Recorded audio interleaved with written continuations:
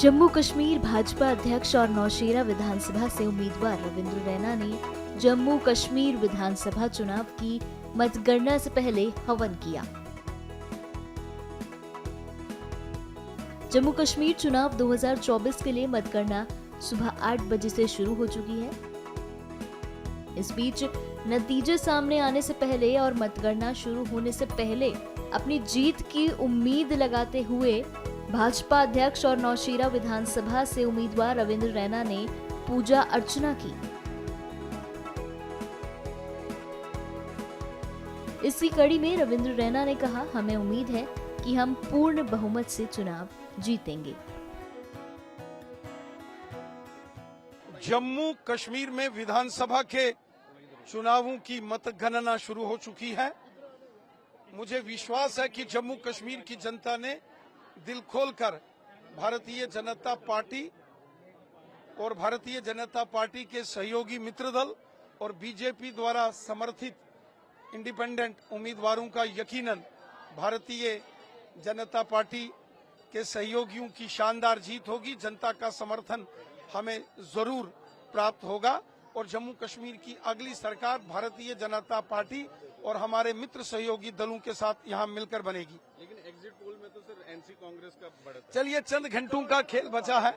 मुझे उम्मीद है कि जिस प्रकार पिछले 10 वर्षों में हमारे देश के यशस्वी प्रधानमंत्री मोदी साहब, माननीय गृह मंत्री अमित शाह साहब और हमारी सरकार ने यहाँ काम किए हैं, जम्मू कश्मीर में अमन शांति खुशहाली आई है। जम्मू कश्मीर ने डेवलपमेंट के नए मकाम छुए हैं। यकीनन जम्मू कश्मीर की जनता दिल खोलकर बीजेपी को समर्थन देगी। अब चंद घंटों का खेल बना है, गिनती वोटों की गिनती शुरू हो चुकी है।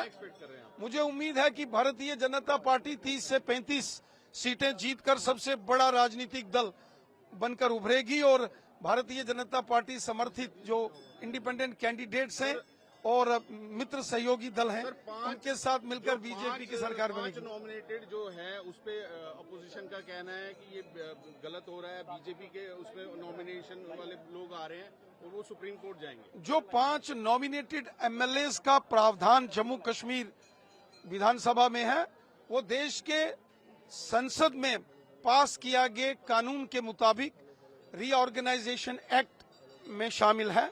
ये संवैधानिक प्रक्रिया है। कांग्रेस पार्टी समेत विपक्ष को आज याद आया कि जम्मू कश्मीर में 5 nominated MLAs with voting rights है। तब क्या कांग्रेस पार्टी सो रही थी? तब क्या विपक्ष सो रहा था जब देश के पार्लियामेंट में जम्मू कश्मीर रीऑर्गेनाइजेशन बिल पर चर्चा हुई और उसी बिल में 5 नॉमिनेटेड एमएलएस का प्रोविजन था? तब कांग्रेस पार्टी और विपक्ष कहाँ था? तब उन्होंने देश के संसद में इसकी चर्चा क्यों नहीं की? और आज जब सरकार बन रही है जम्मू कश्मीर में, तो कांग्रेस और विपक्ष को तकलीफ हो रही है। वो कह रहे हैं हम सुप्रीम कोर्ट जाएंगे। वो जहां मर्जी जाएं, ये तो देश के पार्लियामेंट में पास किया गया कानून है। तब सो रहे थे श्री राहुल गांधी जी और विपक्षी नेता डॉक्टर फारूक अब्दुल्ला साहब भी तो तब देश के पार्लियामेंट में थे। नेशनल कॉन्फ्रेंस के 3 मेंबर पार्लियामेंट थे। कांग्रेस विपक्ष में थी। जब Jammu Kashmir reorganisation act pass हुआ, तब कांग्रेस पार्टी ने वहां आवाज क्यों नहीं उठाई? और आज जब जम्मू कश्मीर में सरकार बन रही है, तो कांग्रेस फिर से षड्यंत्र कर रही है। कांग्रेस के षड्यंत्र को पूरा देश देख रहा है। ये कांग्रेस पार्टी देश के साथ गद्दारी कर रही है।